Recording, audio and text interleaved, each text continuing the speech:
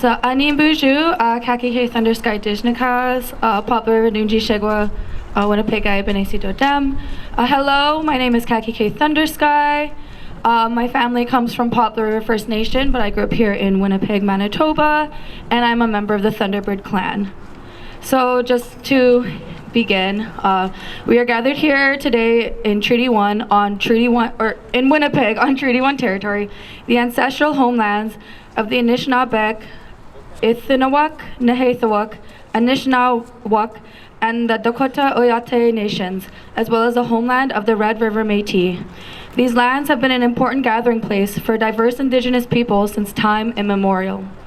The drinking water that sustains us comes from territory of Shoal Lake 40 First Nation, a community that was subject to a boil water advisory for a quarter century after aqueduct-related construction displaced and isolated the reserve.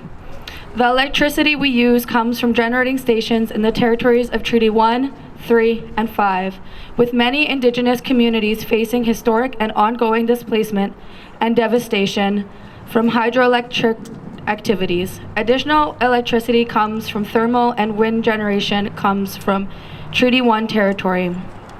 So sorry, I was reading on my phone. That is a lot to remember. But I also wanted to add that we must remember that these lands were not ceded through the treaties, but rather come with responsibilities and reciprocal relationships to uphold. Remember that as occupants of these lands, we have a responsibility to these lands, waters, and skies, to the people, and to all of creation. We have responsibilities to be one to one another and to be a good relative. With that being said, yesterday the Canadian government announced they are investing $19.5 million in military manufacturing suppliers in Winnipeg. This is not in alignment with our duties on Treaty 1 territory. And remember that when we stand in solidarity like this, when we organize and when we stand in solidarity, we are upholding the idea of being a good relative. The people and the land cannot take any more war. So, miigwech.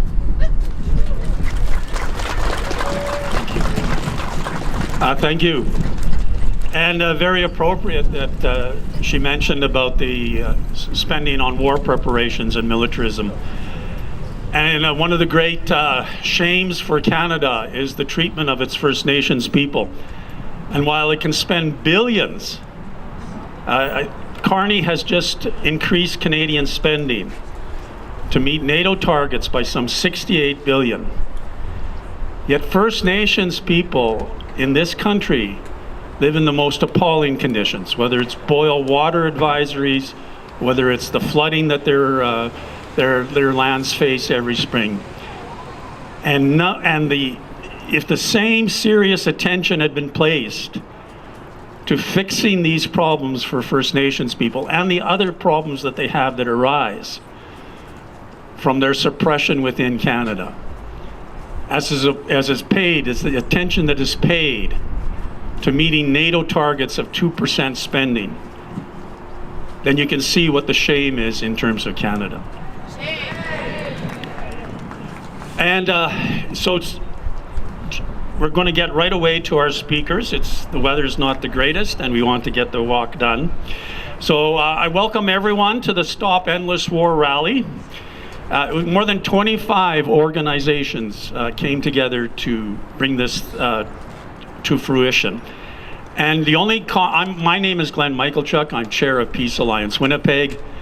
And Peace Alliance Winnipeg, our role has always been just to be a voice for peace and against militarism, against war, against imperialism, and to be an organization that wants to build the peace movement. So the fact that 25 organizations have come together today, to me, is a sign that the peace movement is being built. And I think this is one of the things we should take away from today. Last week, the Peace Alliance Winnipeg had its AGM, annual general meeting. And at that meeting, I pointed out that it's going to be up to us, Canadians, to effect the changes that have to take place in Canada to avoid the dangers of militarism and war. And I'll just give one example on that. It was the voices of Canadians raised consistently in various actions across the country that finally forced the Canadian government to take some steps, and in my opinion, inadequate steps, on the question of genocide in Gaza.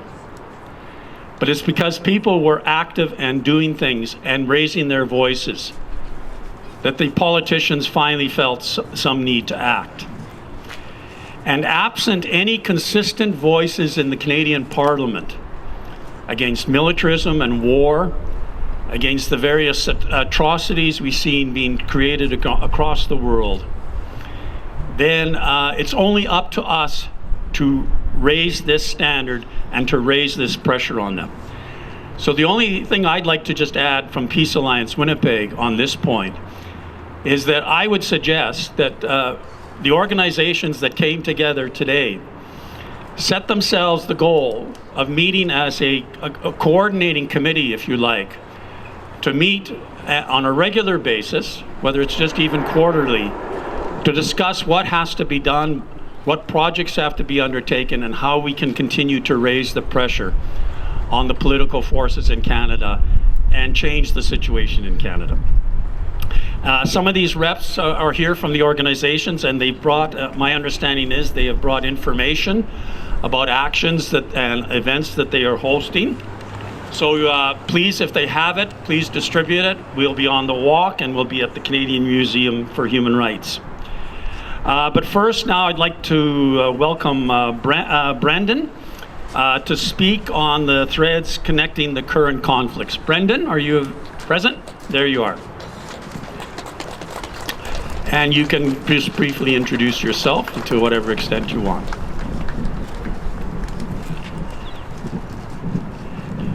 Hi everybody, my name is Brendan. I'm a local organizer in Winnipeg and a writer and researcher.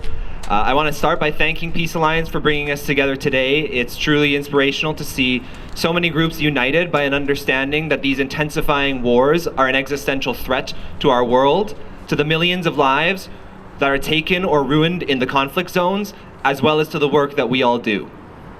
2026 has seen an astounding escalation of wars of aggression and lawlessness by the US and its allies. We have watched in horror as the US has brought military warfare back to the Western Hemisphere by bombing civilian boats in Caribbean waters, bombing the capital of Venezuela, and kidnapping President Nicolas Maduro and his wife and incarcerating them in New York. We have watched in horror as the US has escalated its economic warfare against Cuba, tightening its already lethal blockade and imposing a total blockade of oil, preventing Cubans from accessing basic life-sustaining services like electricity and transportation. We have watched in horror as the US and Israel have ramped up their genocidal war of aggression across West Asia, continuing the industrial-scale slaughter of Palestinians in Gaza, while boasting that it is applying the Gaza model to Lebanon, and launching its second war of aggression against Iran by bombing an elementary school and killing more than 200 children. To these crimes, the Canadian government has responded with procedural complaints and substantive support. Even if he expressed some regret about how the US attacked Iran without consulting allies, the Prime Minister supported the US attack even while noting that it seemed inconsistent with international law. When the US bombed Venezuela, Carney welcomed it as an opportunity to bring democracy to Venezuela. Carney doesn't object to what the US is doing or to the crimes that it is committing. He objects to the fact that the US is excluding Canada and its allies from the process of waging war and planning illegal aggression. Now, we can run down the list of brutal crimes and atrocities of our government and its allies all day, but I want to use my time here to talk about why these escalations are taking place, how they're connected, and what we can do to resist it. Many popular explanations for these wars serve to confuse us about what is happening and why. We are told that these wars are being waged to distract from politicians' scandals at home. But Cuba has been blockaded for decades. The US and Canada have been working to overthrow the Venezuelan government for more than 2 decades. Palestine has been under attack for more than a century. Iran has been targeted and aggressed upon since the Islamic Revolution of 1979. This all predates Epstein and his many associates' crimes. The causes of these conflicts are much deeper than an attempt to cover up the sordid crimes of our politicians.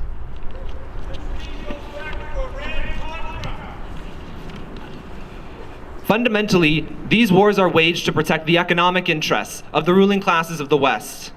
The US has never forgiven Venezuela, Iran, or Cuba for their anti-imperialist revolutions, which saw their people stand up and overthrow leaders that ran their countries in Washington's interests.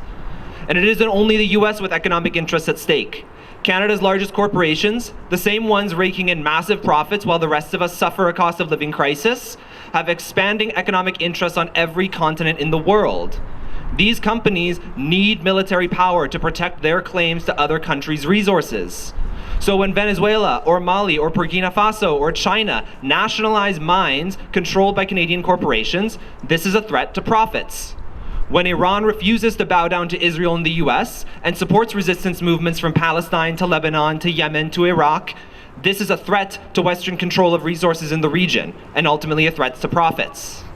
So why the escalation of war right now then? Fundamentally, these escalations are a product of declining power of US imperialism and its allies.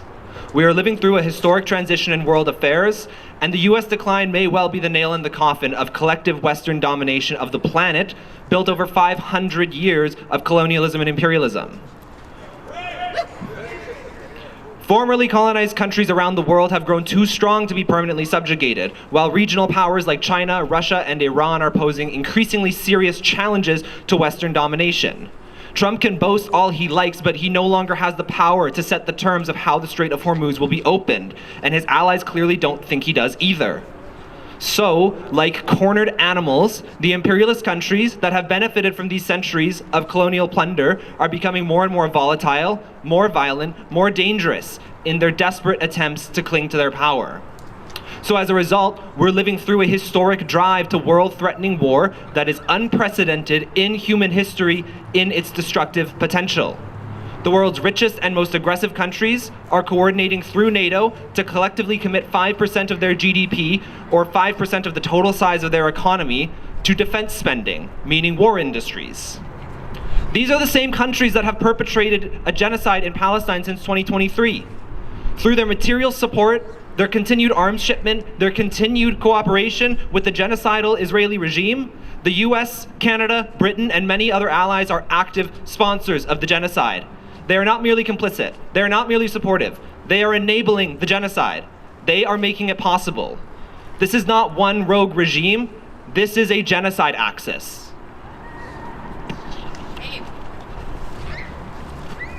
Now, the Canadian government recently voted down a bill proposing to close all remaining legislative loopholes permitting Canada to send weapons to Israel. Carney's defense industrial strategy amounts to a transformation of the Canadian economy in service of world-threatening war. It proposes to make militarism the foundation of Canadian economic growth and to weave militarism into the fabric of Canadian economic life, all in service of a US-led military alliance, NATO. Despite procedural criticism of Trump's leadership, this government has made clear its commitment to the genocide axis. Now, I'm not mincing words about the challenges that we're up against, but we aren't here today to despair. We're gathered here today to work to bring an end to the mass killing that is only accelerating. The drive to war aims to embolden and empower the genocide axis while redirecting more and more wealth in Canada toward war industries and away from life-sustaining services like healthcare, housing, food, and education. This drive to war threatens every movement represented today. The drive to war will severely undermine movements for economic justice, for Indigenous rights, for housing justice, for climate justice, and more, all of which will become only more severe in the event of an actual world war. So what can we do together to resist the world-threatening drive to war, which the Canadian government has so enthusiastically embraced? The first step is to support Indigenous sovereignty movements defending their land from extraction that will serve the war industries of the genocide axis. Canada is aiming to contribute to the drive to war by becoming an energy superpower and a critical mineral supplier to war industries. This can only be accomplished by accelerating the theft and destruction of Indigenous land. The government's extractive offensive and the rollback of Indigenous rights, the many hard-won gains of Indigenous movements over decades, are a critical pillar of the drive to war. So Indigenous land stewardship is now not only an ecological imperative for the survival of humanity, it is a frontline struggle to stop the war economy in its tracks. Second, the war industry is here in Canada and in Winnipeg. The Canadian government is currently working hard to make Toronto the host of a new international defense, security, and resilience bank, which would finance a drastic acceleration in military production. Shame. This is a proposal to make Toronto the financial headquarters of military production for the genocide axis. Canada is a major arms exporter. Here in Winnipeg, Magellan Aerospace produces parts for F-35 jets that are used in Israel's genocide in Palestine. Boeing also produces weapons that are sent to the US war machine. Both of these billionaire-owned megacorporations have received generous public support from the governments of Manitoba and Canada. This must be stopped. We must win a true, full arms embargo on Israel.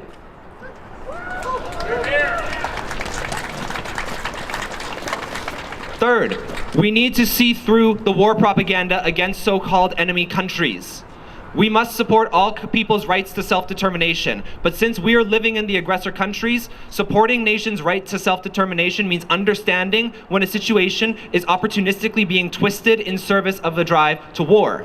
When the US and Israel support protesters in Iran who are responding to economic hardship caused primarily by US economic warfare, and then Israel and the US call for these protests to turn into riots to overthrow the government, the same government currently defending the region from Israeli military aggression, they are not calling for this because of democracy and human rights. They are calling for this to support Israel and imperialism.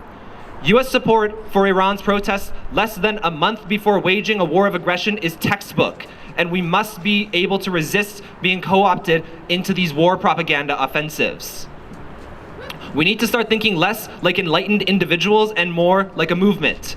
This means asking, what can we control? Where do we have leverage? The answer is over our own government and Canada's alliances. Do not get distracted by calls to condemn countries we cannot control. A movement needs to be laser focused where we can build power. And now, given the challenges of US power across the world, we need to prepare for heightened military and economic warfare in this hemisphere. This means we must build a movement to defend Cuba. Cuba stands as a beacon of hope and a testament to the possibilities of a society that puts people over profits. Just 90 miles off the coast of the US, here is a country that provides free, comprehensive medical care to its citizens, where most people own their homes and rents are tied to income, that sent its armed forces to support the liberation of Southern Africa from the apartheid regimes backed by the US. A country that responds to economic crises not with tax cuts or incentives for the rich, but by making sure everyone has enough to survive. Despite being a poor country suffering an illegal blockade, Cuba at one point achieved a higher life expectancy than the US, until the US tightened the blockade further, starving Cuban people of basic life necessities, and rolled back these gains. If the US were to succeed in defeating the Cuban Revolution, it would be a blow to progressive forces across the entire hemisphere, including movements demanding progressive change in Canada. We must ensure Cuba's survival and push for the Canadian government to send all materials needed, including oil. We must build a movement capable of pressuring the US to return Nicolás Maduro as the rightful president of Venezuela. It is up to the people of Venezuela to decide their leader, and Nicolás Maduro being removed by the US does not advance democracy. It advances US and Canadian corporate interests at the expense of popular sovereignty across the region.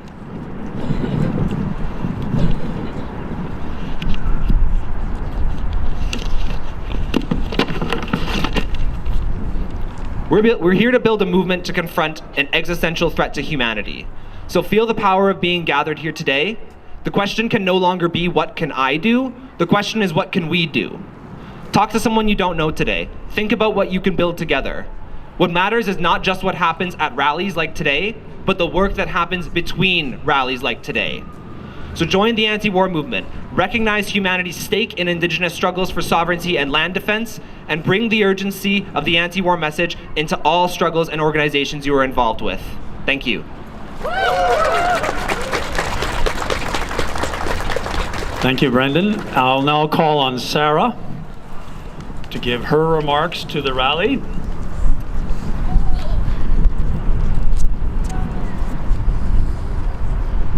Oh, thank you so much. Thanks everyone for being here in the cold. It's a little snowy.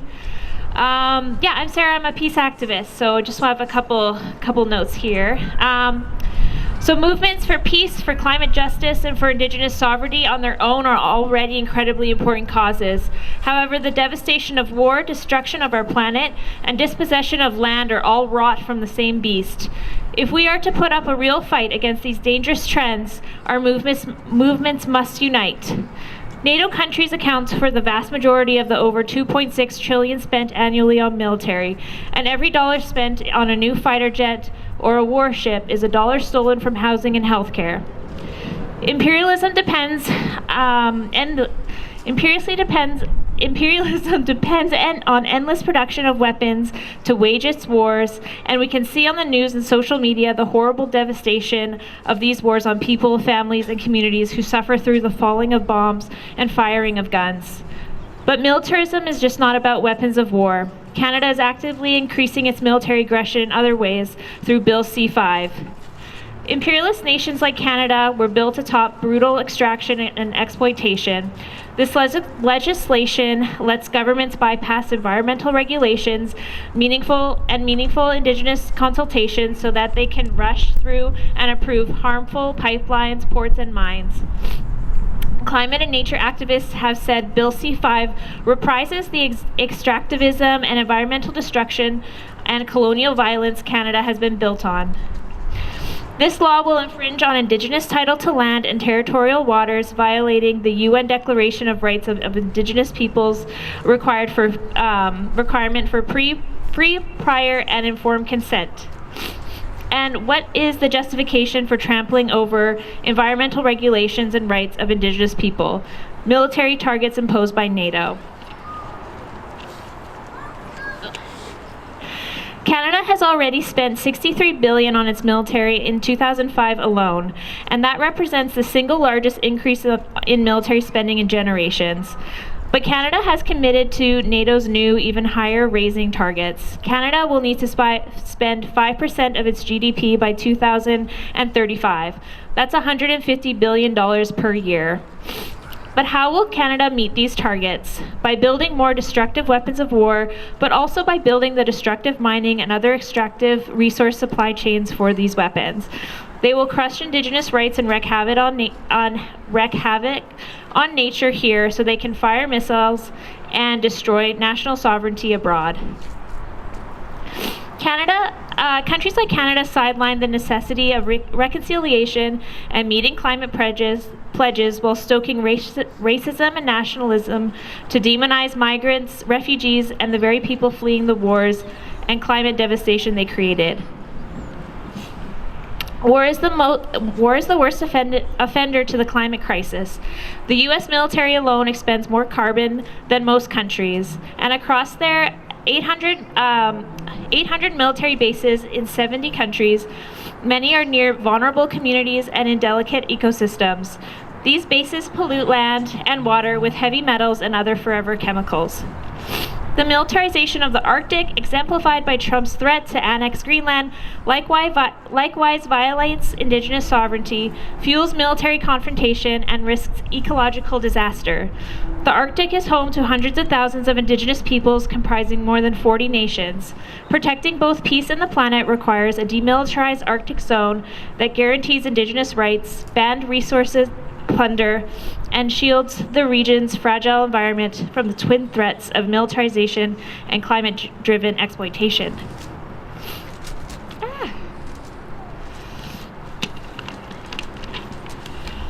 If all this wasn't bad enough, there's the resurgence of talks around using nuclear weapons.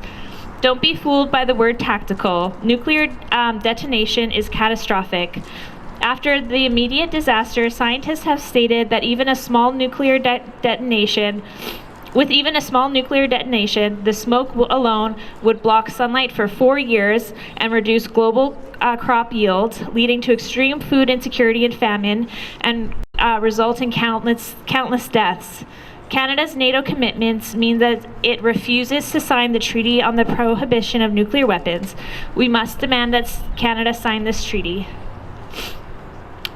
But there's a price on all this war, and someone is footing the bill. So who is being forced to pay for all of this? It's us. It's the working class. Our labor and our taxes fund the wars that kill people, pour poison on the land, water, and food systems of Indigenous nations, and heat our boiling planet. But we can resist. There's more of us than there are them.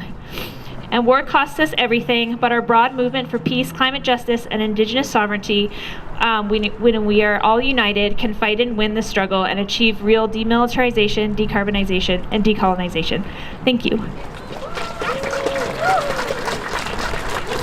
Thank you, Sarah.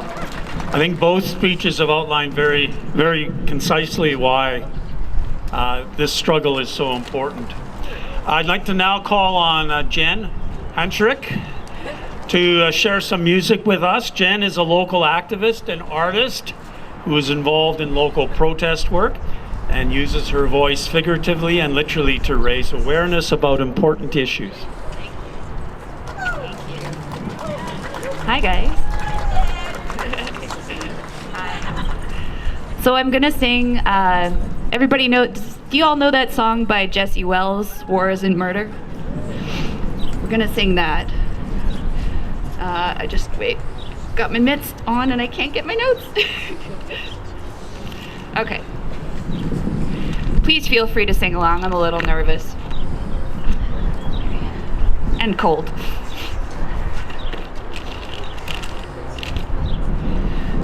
War is a murder, good men don't die, children don't starve, and all the women survive. War is a murder, that's what they say when you're fighting the devil. Murder's okay, war isn't murder, they're called casualties. There ain't a veteran with a good night's sleep. Let's talk about dead people. I mean a dead people. War isn't... Sorry. I mean a dead people. The dead don't feel honored, they don't feel the brave, they don't feel avenged, they're lucky if they've got graves. Call your dead mother, ask her when she died. There's a deadly silence on the other line. The dead don't talk, but the children don't forget. So in 20 short years you could live to regret that. War isn't murder, there's money at stake. Hell, even Kushner agrees it's good a real estate. War isn't murder, ask Netanyahu, he's got a song for that and a bomb for you. War isn't murder, it's an old desert fate. It's a nation state sanctioned righteous hate. Let's talk about dead people. I mean a dead people. If war isn't murder, it's the vengeance of God. If you can't see the bodies, they don't bloat when they rot. And the flies don't swarm and the children don't cry. If war isn't murder, good men don't die. But in a short 20 years, when you vacation the strip, try not to think about the dead and have a nice trip. War isn't murder, we should all give thanks. I saw it all in a movie, give it up for Tom Hanks. War isn't murder. Keep forgetting the words, I'm sorry. War isn't murder, they don't ship out the poor, and the bullets they fire ain't a part of the cure. War isn't murder, land is a right, but the banks call dibs, it's something you can't fight. Let's talk about dead people. I mean dead people. The dead don't feel honor, they don't feel that brave, they don't feel avenged, they're lucky if they've got graves. War isn't murder in a river of blood, stretching through time and raining down in a flood. It's a dark sacrifice made on your behalf, so get down on your knees and thank the good Lord that war isn't murder. Thank you.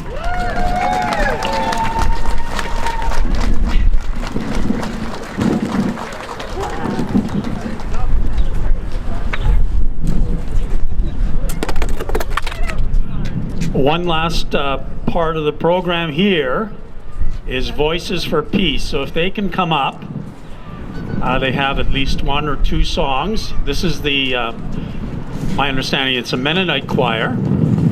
And we'll then get underway. So there's placards, which you're welcome to take up here, or they're blowing over towards you if you want. So we'll take the placards, we'll be out on the street, or stay on the sidewalk. You'll have a chance, there'll be someone to lead us in various calls for peace and for action against militarism and war. And we will proceed then to the Canadian Museum for Human Rights. But first, we have Voices for Peace, and if you want to say something about it. This group is organized by Canadian Mennonite University. They're having their graduation this afternoon. I'm kind of filling in here, but it's a rapid response community group. Whenever there's opportunity to be a witness to peace, we come. We don't practice as a choir. We just get together, and many of us know a lot of these songs. You can also sing along. You probably might be familiar with numbers. Page 2, the second song. Gonna study war no more. How's that? Gonna lay down my burden down by the riverside, down by the riverside, down by the riverside. Gonna lay down my burden down by the riverside. Gonna study war no more. I ain't gonna study war no more. Ain't gonna study war no more. Ain't gonna study war no more. I ain't gonna study war no more. Ain't gonna study war no more. Ain't gonna study war no more. Gonna lay down my sword and shield down by the riverside, down by. Gonna lay down my sword and shield down by the riverside. Gonna study war no more. I ain't gonna study war no more. Ain't gonna study war no more. Ain't gonna study war no more. I ain't gonna study war no more. Ain't gonna study war no more. Ain't gonna study war no more. Number 5. Thank you. There is more love somewhere. There is more love somewhere. I'm gonna keep on till I find it. There is more love somewhere. There is more peace somewhere. There is more peace somewhere. I'm gonna keep on till I find it. There is more peace somewhere. There is more peace somewhere. There is more peace somewhere. I'm gonna keep on till I find it. There is more peace somewhere. There is more joy somewhere. There is more joy somewhere. I'm gonna keep on till I find it. There is more joy somewhere.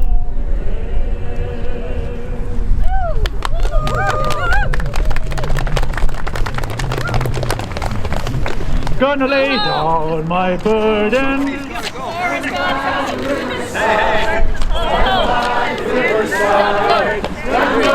Riverside, gonna lay down on my burden. Down by the riverside, gonna study war no more. I ain't gonna study war no more. Ain't gonna study war no more. Ain't gonna study war no more. I ain't gonna study war no more. Ain't gonna study war no more. Ain't gonna study war no more. Gonna lay down my sword and shield down by the riverside, down by. Gonna lay down my sword and shield down by the riverside. Gonna study war no more.